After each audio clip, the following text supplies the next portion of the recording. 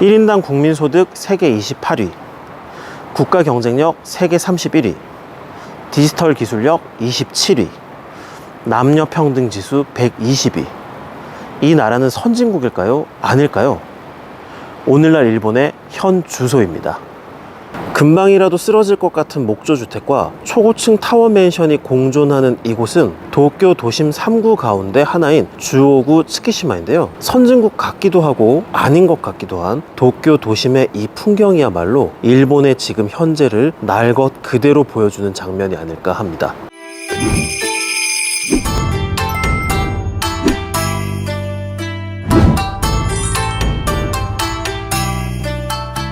한국경제신문의 일본이 흔들린다 기획 시리즈에 맞춰서 도쿄 나우에서도 예전 같지 않은 일본 경제를 5, 6회에 걸쳐서 분석해 보려고 합니다. 미리 말씀드리지만 흔들리는 일본을 조명하는 것은 일본이 망했다, 한국이 더 잘한다를 강조하려는 것이 아닙니다. 이것은 한국경제신문과 도쿄 나우의 보도 방향도 아니고요. 일본의 쇠락을 분석하려는 것은 반면 교사로 삼자, 이건 당연한 얘기고요. 세계 최정상에서 내리막길을 걷는 일본과 정상을 향해 가지만 인구 구조 등에서 일본을 따라가는 한국이 함께 나아갈 길을 모색하기 위해서입니다. 미국과 중국이라는 양대 패권 국가 사이에 낀 두 나라가 살아남기 위해서는 협업이 필수적이라고 보기 때문입니다. 한국과 일본이 어떻게 하면 함께 갈 수 있을까 하는 것은 2020년 3월 도쿄 특파원으로 부임한 이래 줄곧 고민한 과제인데요. 이 고민과 관련한 해안을 주신 분을 찾았습니다. 한일경제 최고 권위자로 평가받는 후카가와 유키코 와세다대 경제학과 교수가 그분인데요. 이번 시리즈의 마지막을 후카가와 교수님과 인터뷰로 마무리하려 합니다. 도쿄 나우가 제시하는 새로운 한일관계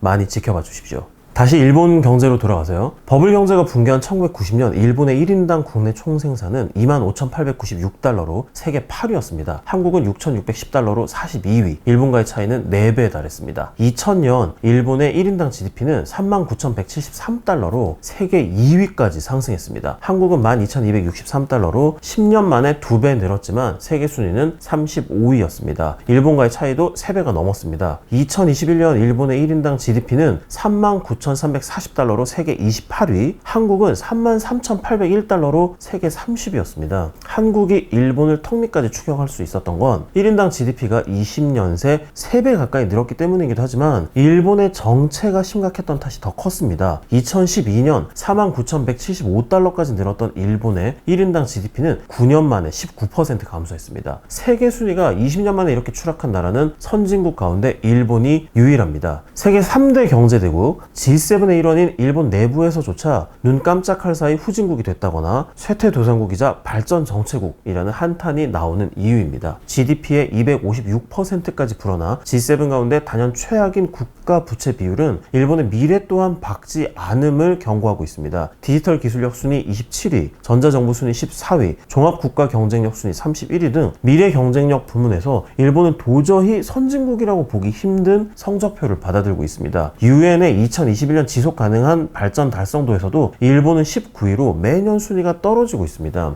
니혼게이지 신문은 중국이 앞서 나가는 5G 통신 규격 경쟁에는 뛰어들지도 못했고 특기였던 반도체는 미국, 한국, 대만에 뒤처졌다. 전기 자동차 전환이 한참 늦은 데다 신재생 에너지 분야는 유럽, 중국과 격차가 크게 벌어졌다라고 지적을 합니다. 일본이 세계 경쟁에서 밀려나는 분야는 경제만이 아닙니다. 보석 기간 중 악기 상자에 숨어 레바논으로 탈출한 세계의 탈주국으로 주목받은 카를로스 고은 전 리노, 닛산, 미쓰비시 회장은 각종 언론 인터뷰마다 일본 사법제도의 후진성을 비판합니다. 닛산 회장으로 재직한 8년간 91억엔, 우리 돈으로 871억 원의 보수를 줄여서 신고하고 회사 돈을 빼돌린 혐의를 받는 그가 피해자 행세를 하는 상황입니다. 그런데 국제사회도 고은 회장의 주장에 일부 공감을 표시하고 있습니다. 유엔 전문가 그룹은 카를로스 고은이 일본에서 4차례에 걸쳐 구속 구류된 과정은 근본적으로 부당하다, 무죄 추정의 원칙 측면에서 그의 권리는 침해당했다는 보고서를 냈습니다. 고은 회장은 일본에서 재판을 받는 데만 수년이 걸린다는 걸 깨달았을 때 도주를 결심했다라면서 이 도주의 정당성을 주장하고 있고 국제사회가 이를 어느 정도 이해한다라는 분위기인데요. 무슨 얘기냐면 한국만 하더라도요, 형사소송법에 따라서 피의자는 구속 6개월 이내에 재판을 받거나 보석으로 풀려날 수 있습니다. 반면 일본은 구속 기한에 제한이 없기 때문에 그냥 하염없이 피해자를 구속시켜둘 수가 있습니다. 이 때문에 피해자의 기본권이 침해를 당한다라는 지적을 많이 받습니다. 1995년 살인가스 사건을 일으킨 오음진리교 핵심 관계자들이 2011년 확정 판결을 받기까지 16년이 걸린 사례도 있습니다. 후쿠시마 원전 사고를 겪고도 환경 후진국 신세를 면치 못했다라는 자성도 나옵니다. 일본은 세계 5위 이산화탄소 배출국이지만 시대의 조류인 탈석탄 사회 실현을 선언한 건 120번째였습니다. 인권 후진국이라는 비판에서도 자유롭지 못합니다. 신장 위구르 자치구와 홍콩의 인권 탄압, 미얀마군의 쿠데타, 러시아의 우크라이나 침공을 놓고 일본은 미국, 유럽에 비해 어정쩡한 자세로 일관한다는 지적을 받고 있죠. 1975년에서 1989년까지 세계에서 두 번째로 많은 신약을 개발한 바이오 강국의 지위를 잃은 지도 오래입니다. 코로나 백신을 자체 개발하는 데 실패하면서 일본의 백신 접종률은 한동안 세계 100위권을 맴돌았습니다. 무엇보다 일본의 근대화와 경제 성장을 이끈 주역으로 평가받는 교육 경쟁력이 흔들리고 있습니다. 문부 과학성에 따르면 일본의 인구 100만 명당 박사학위 취득자는 2008년 131명에서 2018년 120명으로 줄었습니다. 100만 명당 박사학위 소지자가 약 400명인 영국과 300여 명인 독일, 한국, 미국을 크게 밑돕니다. 주요국 가운데 박사 비율이 줄어든 나라는 일본이 유일합니다. 2007년 연간 276명이었던 미국 박사 취득자는 2017년 117명으로 줄었습니다. 국가별 순위도 21위까지 떨어졌습니다. 1990년대 전반까지 세계 3위였던 우수과학 논문 순위도 2018년 10위로 떨어졌습니다. 선진국 탈락을 막으려고 몸부림치는 일본의 발목을 잡아끄는 또 다른 후진성은 남녀 격차입니다. 2021년 다보스 포럼 남녀 평등 지수에서 일본은 120위로 아랍 국가들을 제외하면 최하위권이었습니다. 한국도 102위로 일본에 큰 소리칠 입장은 아니지만요. 일본의 여성 국회의원 비율은 9.67%로 세계 165위입니다. 여성 의사, 판사, 학교장 비율도 선진국과 큰 격차를 보이고 있습니다. 2021년 국가공무원 채용 종합직 시험, 한국으로 치면은 행정고시에 해당하는데요. 여기에 여성 응시자 비율과 합격률은 모두 사상 최고치를 나타냈지만 사무차관과 국장 등 고위 관료의 여성 비율은 4.4%에 불과합니다. 2005년에 1.1%에 비해 크게 늘었지만 2025년까지 여성 고위 관료를 8%까지 늘리겠다는 일본 정부의 목표치와의 괴리는 여전히 큽니다. 민간 기업의 여성 임원 및 관리직 비율 역시 14.8%로 선진국에 뒤처져 있습니다. 일본 최대 경제단체인 게이달레는 2030년까지 기업의 여성 임원 비율을 30%까지 높인다는 목표를 세웠는데요. 정작 게이달레는 부회장이 20명이나 있거든요. 근데 이 가운데 여성은 단 1명뿐입니다. 일본 남성 근로자의 비정규직 비율이 22.2%인데 비해서 여성 근로자는 54.4%가 비정규직입니다. 그러다 보니까 여성의 임금 수준은 남성의 77.5%로 OECD 평균인 88%를 크게 밑돕니다. 이렇게 일본이 속절없이 추락하는 가운데서도요, 많은 일본인들은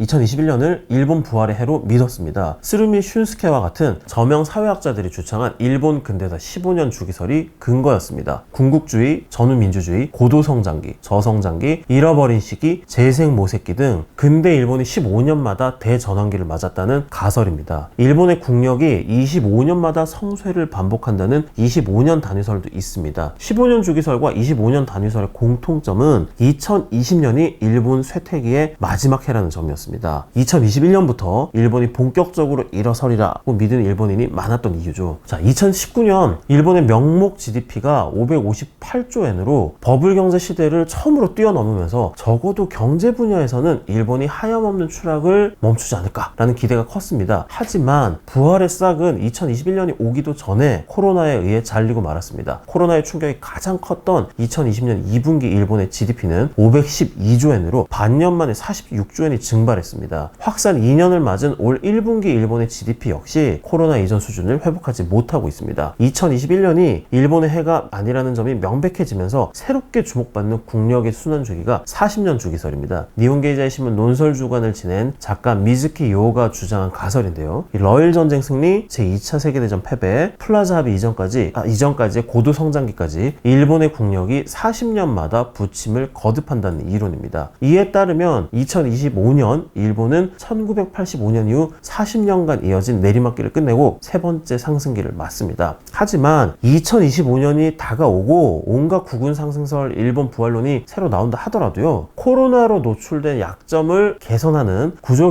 없이는 국력의 상승기가 오지 않을 것이라는 인식이 일본 내에서도 확산하고 있습니다. 이 가운데 기술력 강화는 경제대국 일본이 부활하기 위한 첫 번째 조건으로 꼽힙니다. 일본은 소재, 부품, 장비, 소위 소부장, 기초 제조기술 분야에서 독일과 함께 세계 최고의 경쟁력을 자랑합니다. 일본인 의식조사에서 유일하게 경제력 많은 일본이 강하다라는 이 평가가 더 높은 이유이기도 합니다. 하지만 2007년 16개로 세계 1위였던 일본의 기술올림픽 국제대회 금메달 수는 2019년 2개로 줄었습니다. 무엇보다 세계적 흐름인 탈석탄 디지털 시대에 일본의 제조기술이 계속 통할지에 대해 일본 내부에서도 우려의 목소리가 높습니다. 정보기술 산업 등 IT 산업 등 소프트웨어가 하드웨어보다 이제 우위에 설 가능성이 훨씬 높은 시대가 됐잖아요. 이런 때에 전통 제조업만 강한 일본이 유연하게 변신을 할 수 있겠느냐라는 것이죠. 미국은 차세대 기술의 플랫폼, 유럽연합 EU는 표준 규정 제정 등 큰 틀의 주도권을 잡기 위해서 치열하게 경쟁하는 반면에 일본은 한국, 중국과의 하드웨어 경쟁에만 시선을 뺏기고 있다는 지적도 나옵니다. 다나카 미치아키 리쿄대학 비즈니스스쿨 교수는 전기자동차 시장만 하더라도 미국은 플랫폼과 OS 등 이 생태계를 지배하려는 전략을 짜는 반면에 일본 자동차 업체는 아직도 2000 몇십 년까지 전기자동차를 몇 종 발매하겠다라는 이 단계에 머물러 있다라고 지적을 합니다. 2013년 보스턴 컨설팅 그룹이 선정한 세계 50대 혁신 기업에 일본 기업은 토요타, 소니, 혼다, 소프트뱅크 그룹, 패스트 리테일링, 닛산 자동차 등 6개 기업이 이름을 올렸습니다. 2020년 50대 혁신 기업에 포함된 일본 기업은 소니, 히타치, 토요타 등 3개뿐이었습니다. 상장사의 혁신성을 나타낸 지표 가운데 하나로 주식시장 매매 대금을 시가총액으로 나눈 M&A 회전율이라는 이 지표를 사용하는데요. 상장사 주식이 1회전하는 데 걸리는 시간이 미국은 34년, 독일은 69년인데 비해서 일본은 99년이었습니다. 일본 상장기업의 혁신성이 그만큼 더디다는 의미입니다. 이러다 보니까 2025년이면 쇠퇴기가 끝날 것이라는 기대와 반대로 일본이 잃어버린 50년의 초장기 침체를 앞두고 있다는 분석도 있습니다. 일본이 근대화를 시작한 메이지 유신으로부터 1889년 헌법을 공포해 국가의 형태를 갖추기까지 20여 년이 걸렸다는 점에서 착안한 가설입니다. 자, 코로나를 계기로 일본이 새 시대로 전환을 한다 치더라도 그때까지 약 20년이 걸릴 거라는 얘기입니다. 요시미 수야 도쿄대 대학원 교수가 잃어버린 50년을 우려하는 지식인 가운데 한 사람인데요. 현재 일본의 제도와 조직은 근본적으로 문제가 있기 때문에 잃어버린 30년이 아직 20년 더 남았을 수도 있다라고 말을 합니다. 지금까지 도쿄나우의 정현우 특파원이었습니다. 감사합니다.